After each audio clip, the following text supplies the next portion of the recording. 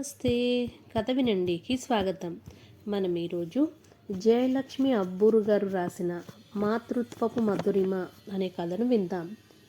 మనసంతా గుబులు గుబులుగా ఉంది. నా బాధని పంచుకోగలిగిన ఏకైక వ్యక్తి నా భర్త. దానిని చాలా తేలిగ్గా కొట్టేశారు. 2 సంవత్సరాల క్రితమే పెళ్ళైన కూతురు ఏ కారణం చెప్పకుండా, ముందుగా ప్లాన్ చేసుకోకుండా సడన్గా ఇండియాకి వస్తున్నా అని ఫోన్ చేస్తే ఎలా ఉంటుందో మీరే చెప్పండి. రావాల్సిన ఫ్లైట్ లేట్ అవ్వడంతో 2 గంటల నుంచి ఎయిర్పోర్ట్లో పడిగాపులు. చేసే పనేమీ లేక, సమస్య ఉందో లేదో తెలియకపోయినా ఉందేమో అని ఊహించుకుంటూ నన్ను నేనే శిక్షించుకుంటున్నాను. నా కూతురని చెప్పడం కాదు కానీ శ్రీహిత చాలా మంచి పిల్ల.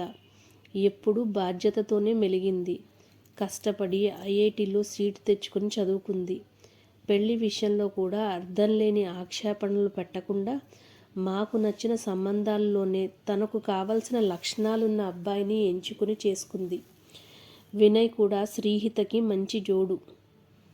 ఇద్దరూ చాలా పరిణతితో ఆలోచిస్తారు. 1 సంవత్సరం క్రితం మేము అమెరికా వెళ్ళి 2 నెలలు వాళ్ళ దగ్గర ఉండి తృప్తిగా తిరిగొచ్చాం.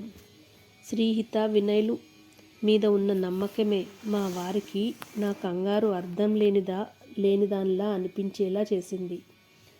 కస్టమ్స్ చెక్కింగ్ అయిపోయినట్టుంది. ఒక్కరొక్కరుగా వస్తున్న ప్రయాణికులలో నా కళ్ళు శ్రీహిత కోసం ఆత్రంగా వెతికాయి. వడలిన ముఖంతో వస్తున్న తనని చూడగానే మనసు మెలిపెట్టినట్టయింది. ప్రయాణ బడలికేమో అని నాకు నేను నచ్చచెప్పుకుంటూ ముందుకు అడిగేసిన నాకు శ్రీహిత దగ్గరికి వచ్చి హత్తుకోగానే అర్థమైపోయింది తనలో ఏదో బాధ దాగుందని. సరైన ప్రదేశము, సరైన టైము రెండూ కాకపోవడంతో పలకరింపులతోనే సరిపెట్టి బయలుదేరాం. కారులో కూర్చున్న తర్వాత మాత్రం ఆగలేక అడిగేశాను, ఏమైంది నాన్నా, ఎందుకు ఇంత సడన్గా బయలుదేరావు? ఇంటికి రావడానికి కూడా పర్మిషన్ కావాలా అమ్మా? నవ్వేసింది శ్రీహిత. ఏమీ లేదు, మా ప్రాజెక్ట్ పోస్ట్పోన్ అయ్యింది. మీతో కొంచెం టైం గడపచ్చు కదా అని వచ్చాను. నేను చెప్పా కదా. మా వారి మందహాసంలో వినిపించిన వెక్కిరింపు మరో ప్రశ్నకు తాబియ్యకపోవడంతో పిచ్చాపాటి మాట్లాడుతూ ఇంటికి చేరుకున్నాం. కానీ నా మనసులో అనుమానం మాత్రం పోలేదు. ఇంటి దగ్గర కారు ఆగగానే పరిగెత్తుకొచ్చి ఆయాసపడుతున్న లక్ష్మిని చూసి శ్రీహిత మొహం విప్పారింది. లక్ష్మి అవడానికి పని మనిషి అయినా 10 సంవత్సరాల నుంచి మా ఇంట్లోనే పనిచేస్తూ ఉండడం, ఒకే వయసు కావడం, నేను ఎప్పుడూ కాదనకపోవడంతో ఇద్దరి మధ్య మంచి స్నేహం కుదిరింది. 9 నెలల గర్భంతో నిండుగా ఉన్న లక్ష్మిని చూసి ఉండిపోయింది కారు దిగిన శ్రీహిత. ఏమిటమ్మా అలా చూస్తున్నావు? నడుం మీద చేతులంచి అభిమానంగా శ్రీహితను చూస్తూ అడిగింది లక్ష్మి. కష్టంగా లేదా? ఇంకా ఎలా పనిచేస్తున్నావు? లక్ష్మి భుజం మీద చెయ్యి వేస్తూ పరామర్శించింది శ్రీహిత. తప్పదు కదమ్మా. ఇంకో 2 రోజుల తర్వాత మా అమ్మ వాళ్ళు తీసుకెళ్తున్నారు. అమ్మకి ఇంకో పనమ్మాయిని పెట్టి వెళ్తున్నాను. 3 నెలల తర్వాత వచ్చేస్తా. నేనొచ్చాక నా పని నాకే ఇచ్చేయాలి. మీరు కూడా చెప్పండి అమ్మకి. సమాచారం ఇవ్వడంతో రికమెండేషన్ భారాన్ని కూడా పెట్టింది లక్ష్మి. ఏమ్మా, లక్ష్మి వెనక్కి వచ్చాక తనని పనిలోకి తీసుకోవా? శ్రీహిత ప్రశ్నల్లో తీసుకోకుండా ఎలా ఉంటావు అనే డిమాండే ఎక్కువ వినిపించింది. సరిపోయింది. అది నీకు చెప్పడం, నువ్వు నన్ను అడగడం. తీసుకోకుండా ఎలా ఉంటాను? కాకపోతే ఇప్పుడు తీసుకున్న అమ్మాయిని కూడా అలా ఉన్నపళాన మాన్పించలేం కదా. తనకి ఇంకేదైనా పని చూపించి లక్ష్మిని తీసుకోవాలి. సర్ది చెప్పబోయాను. 10 సంవత్సరాలు పనిచేసిన మనిషికి కూడా డెలివరీకి వెళ్ళొచ్చిన తర్వాత పనికి గ్యారంటీ లేకపోవడం కరెక్ట్ కాదమ్మా. శ్రీహిత మాటల్లో బాధ వినిపించడంతో తన ముఖం వైపు ఆశ్చర్యంగా చూసిన నాకు తల వంచుకొని వెళ్ళిపోతున్న శ్రీహిత కనిపించింది. ఇంత చిన్న విషయానికి తను ఎందుకు అంత ఫీల్ అవుతోందో తెలియక ఆలోచిస్తూ నేను లోపలికి వెళ్ళాను. తనకి నచ్చినవి వండిపెట్టి తను చెబుతున్న కబుర్లు వింటూ ఉంటే టైమే తెలియలేదు. సాయంత్రం అయిపోయింది. కానీ ఆశ్చర్యంగా వినయ్ ఫోన్ చేయలేదు. అడిగితే తన ప్రాజెక్ట్లో బిజీగా ఉన్నాడని చేరానని మెసేజ్ పెట్టానని చెప్పింది. ఏదో జరిగిందని నాకు అర్థమైపోయింది. 2 నిమిషాలు కూడా టైం లేనంత బిజీగా ఉన్నాడంటే నేను నమ్మలేకపోయా. ఇంతలో శ్రీహితని చూడడానికి పక్క వీధిలో ఉండే మా అక్క నిర్మల రావటంతో శ్రీహితని రెట్టించే అవకాశం దొరకలేదు. పెద్దమ్మ, చాలా చిక్కిపోయావు. ఎందుకు? ఆప్యాయంగా అడుగుతూ పక్కన కూర్చుంది శ్రీహిత. ఏముందిరా, నీకు తెలిసిందే కదా, నీరజక్క గురించే నా దిగులంతా. ఏమైంది పెద్దమ్మ? నాకేమీ తెలియదే. దానికి పెళ్ళయి 8 సంవత్సరాలైనా ఇంకా పిల్లలు లేరని వాళ్ళత్త విడాకులు ఇవ్వమంటోంది. కొడుక్కి ఇంకో పెళ్లి చేస్తుందట. అదేమిటి? పిల్లలు కనలేకపోతే మనిషే కాదా? పెంచుకోవచ్చు కదా. బావగారు ఏమంటున్నారు? శ్రీహిత ప్రశ్నల మీద ప్రశ్నలేసిందే. అబ్బాయి మంచివాడే. ఆవిడ ఇష్టప్రకారం అయితే ఎప్పుడూ డైవర్స్ అయిపోయేవి. నీరజ్కి గర్భసంచి బలహీనంగా ఉంది. అందువల్ల గర్భం నిలవట్లేదు. అబ్బాయి సరోగసి ట్రై చేద్దామంటున్నాడు. ఆవిడ ఒప్పుకోవట్లేదు. ఎందుకు? మన బిడ్డే కదా, అవసరం కోసం వేరే వాళ్ళు మోస్తారంతే. తప్పేముంది? పిల్లల్ని కనడం తప్ప ఆడవాళ్ళ జీవితంలో అర్థవంతమైన పనే లేదా? ఎందుకట్లా రాతియుగం మనుషుల్లా ఆలోచిస్తారు? శ్రీహితలో ఇంత ఆవేశం నేను ఇంతవరకు చూడలేదు. ఆశ్చర్యంగా తన వైపే చూస్తూ ఉండిపోయాను. నిర్మలక్క ఏమనుకుందో ఏమో. ఇవి వదిలే, నీ విశేషాలు చెప్పు నిట్టూర్స్తో అనడంతో ఆ టాపిక్ అక్కడితో ఆగిపోయింది. రాత్రి భోజనం చేశాక శ్రీహిత తొందరగా పడుకుంది.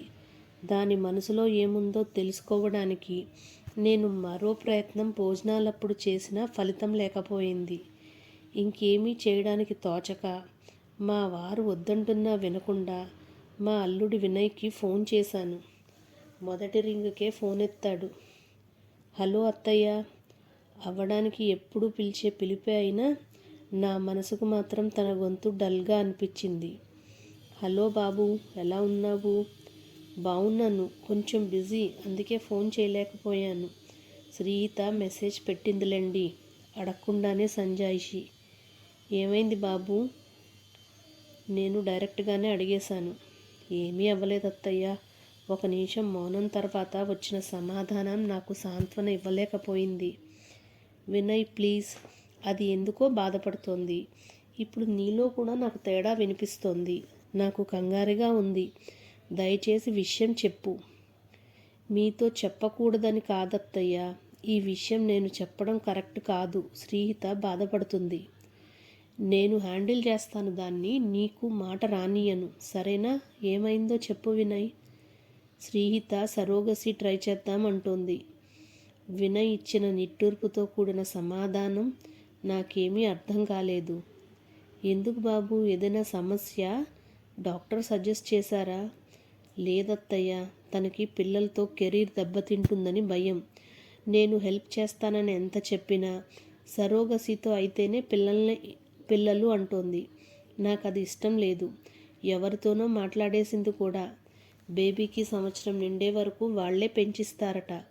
అవసరమైతే మన ఇంట్లోనే ఉండి. దానికే మా ఇద్దరికీ చిన్న గొడవైంది.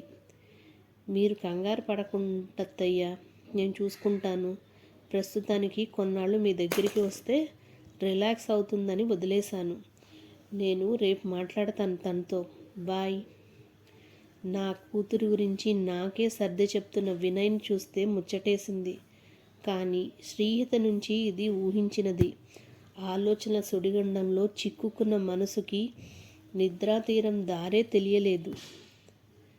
అమ్మ, చిన్నతాత ఎందుకు అలా అంత పెద్దగా ఏడ్చేశాడు? శ్రీహిత ప్రశ్నతో ఆలోచనలతో సతమవుతున్న నేను అయోమయంగా తన వైపు చూశాను. ఏమన్నావు? అదే అమ్మా, చిన్నతాత జేజవ్వకి సొంత కొడుకు కూడా కాదు కదా. మరి ఆవిడ పిల్లల కంటే కూడా చిన్నతాతే ఎక్కువ ఏడ్చాడెందుకు? మా అమ్మమ్మ ఈ తెల్లవారుజామున చనిపోయింది. 95 సంవత్సరాలు. సంవత్సరం క్రితం వరకు ఆరోగ్యంగానే ఉంది. రైస్ మిల్లుకు కూడా వెళ్ళి వచ్చేది. ఆరోగ్యం క్షీణించడంతో సంవత్సరం నుంచి మంచం మీదే ఉంది. డాక్టర్లు కూడా చేసేదేమీ లేదని చెప్పడంతో తనని వీలైనంత సౌకర్యంగా ఉంచుతూ చూసుకున్నారు మామయ్య వాళ్ళు. పెద్దావిడ కావటంతో బయట నుంచి రావాల్సిన వాళ్ళ గురించి ఎదురు చూడకుండా ఈరోజు ఉదయమే ఎత్తుబడి చేసేశారు. మేము దానికోసమే అమ్మమ్మ వాళ్ళ ఊరికి వెళ్ళి వస్తున్నాం.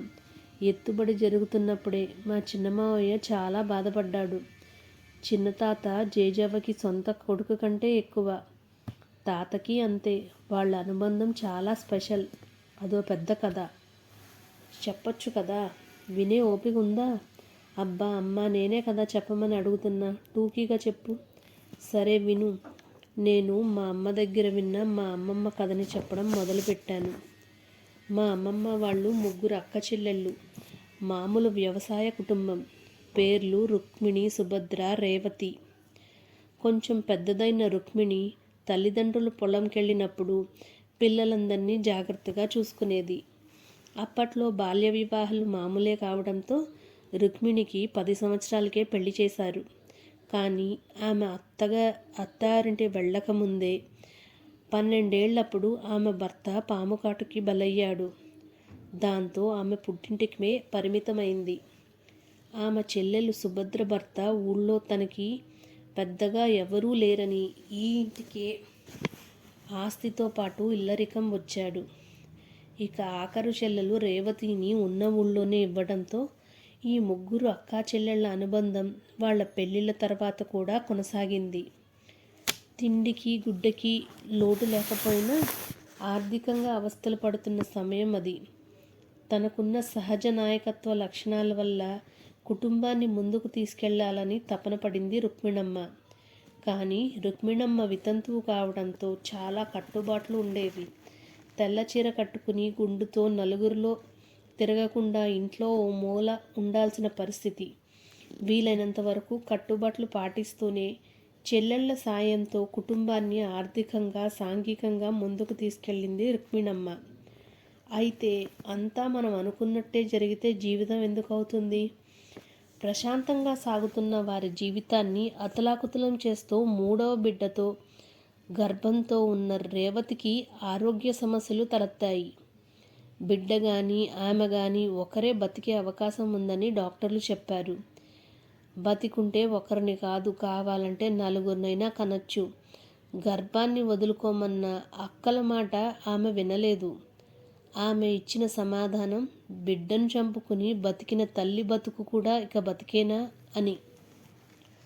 అలాగే కని బిడ్డను చూసుకున్న 10 నిమిషాలకే చనిపోయింది. చనిపోయిన చెల్లిని చూసి, పుట్టగానే తల్లిని కోల్పోయిన బిడ్డను చూసి రుక్మిణమ్మ, సుభద్రమ్మ తల్లడిల్లిపోయారు. చెల్లెలు తన ప్రాణాలనే పణంగా పెట్టిన కన్న బిడ్డ అని చెల్లెలి మీద ప్రేమ, బిడ్డ మీద ప్రేమ రెండూ కలిపి బిడ్డ మీదకే మళ్లించారు. బిడ్డకి పోతపాలు పడలేదు. ఆకలికి గుక్క పెట్టి ఏడుస్తున్న బిడ్డను చూస్తే మనస్సు తరుక్కుపోయింది సుభద్రమ్మకి. కానీ ఏం చేయాలో తెలియని పరిస్థితిలో ఏడుస్తున్న బిడ్డని అక్కును చేర్చుకుని బిడ్డ నోటికి రొమ్మును అందించింది సుభద్రమ్మ. తనకి చివరి బిడ్డ పుట్టి 3 సంవత్సరాలకి పైగా అయిపోయింది. ఇప్పుడు పాలు వచ్చే అవకాశం లేదు. కానీ ప్రకృతి కూడా ఆమెలో ఆ బిడ్డపై ఉన్న ప్రేమకు కరిగిపోయిందా అన్నట్టు విచిత్రంగా పాలు వచ్చాయి. బిడ్డ ఆకలి తీరింది. ఆ బిడ్డకి తల్లి లోటు తీరింది. అప్పట్నుంచి ఆ ఇంట్లో 6 పిల్లలు, 2 తల్లులు. పెద్దమ్మ, చిన్నమ్మ అనే పిలుపులు లేవు. అమ్మ అనే పిలుపు తప్ప. బిడ్డల మధ్య భేదం లేదు, అనురాగం తప్ప. తన ప్రాణాల కంటే గర్భస్థ శిశువు ప్రాణాలవే ఎక్కువనుకున్న తల్లి ఒకరైతే, చెల్లెల బిడ్డ కోసం ప్రకృతికి ఎదురీది మరీ పాలిచ్చి పెంచిన తల్లి ఇంకొకరు. తనకంటూ పిల్లలు లేకపోయినా చెల్లెళ్ళ పిల్లల్ని తన పిల్లల కంటే ఎక్కువగా చూసుకుంటూ బాధ్యతలు మోసిన తల్లి మరొకరు. 3 తల్లుల ముద్దు బిడ్డ, ఆ రోజు జేజవ్వ పాలిచ్చి పెంచిన బిడ్డ చిన్నతాత. ఇప్పుడు చెప్పు, ఆయన బాధ సమంజసమో కాదో? ఆశ్చర్యంగా చూస్తున్న శ్రీహితను చూస్తూ ముగించాను నేను. అదెలా సాధ్యమమ్మా? శ్రీహిత నమ్మలేనట్లు అడిగింది. అదే అమ్మా, అమ్మ ప్రేమ గొప్పతనం. రాత్రి నుంచి దిక్కు తోచని నా మనసుకి ఇదే సరైన సమయం అనిపించింది. నాన్న, దీన్నే నువ్వు కాలదన్నుకున్నావనుకుంటున్నది. ఏమిటంటున్నావమ్మా? శ్రీహిత గొంతులో అనుమానంతో పాటు చిరాకు కూడా వినిపించింది. రాత్రి వినయ్తో మాట్లాడానురా. తన మీద కోపం తెచ్చుకోకు. చాలా బలవంతం చేస్తే చెప్పాడు. అనూనయంగా తన చేతిని నా చేతిలోకి తీసుకుంటూ చెప్పాను. మాతృత్వం ఒక వరం నాన్న.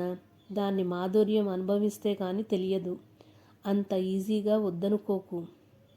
నేను ఈ నిర్ణయం అంత ఈజీగా తీసుకుంటున్నాను అనుకుంటున్నావా?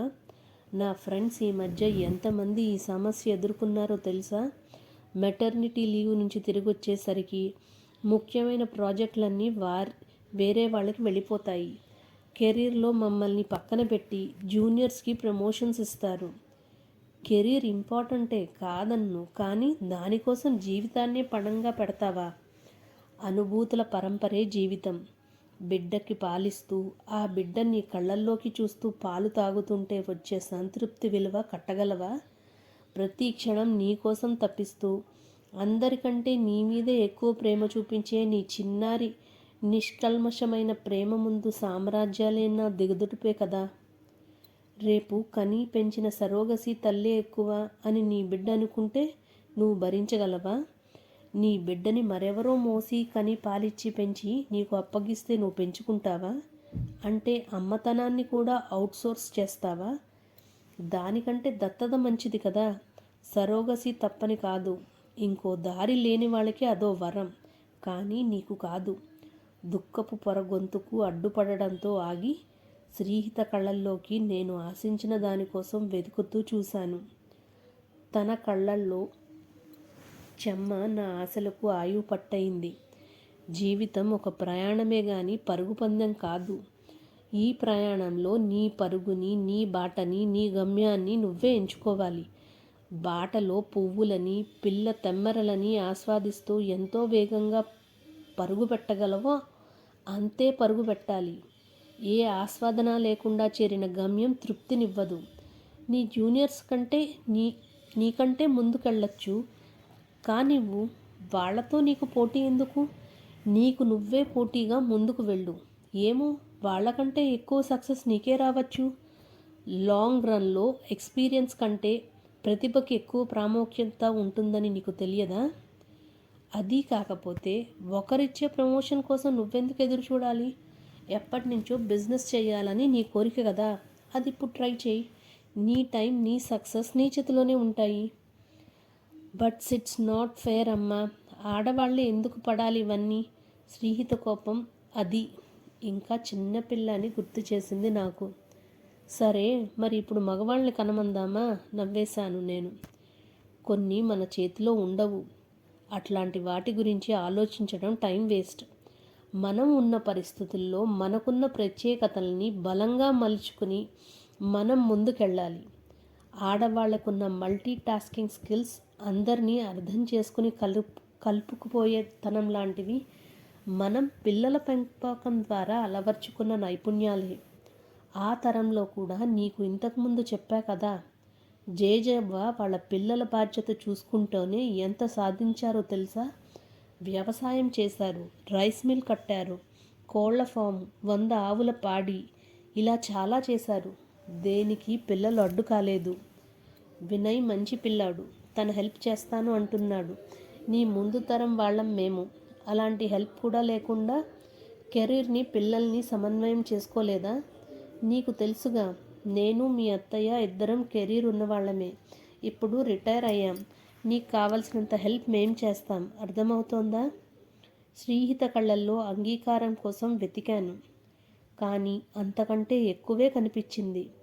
పశ్చాత్తాపం కన్నీరే కారుతుంటే నా ఒడిలో మొహం దాచుకున్న నా చిన్నారి శ్రీహిత తలపై చెయ్యి వేసి ఊపిరి పీల్చుకున్నాను నేను. కథ సమాప్తం.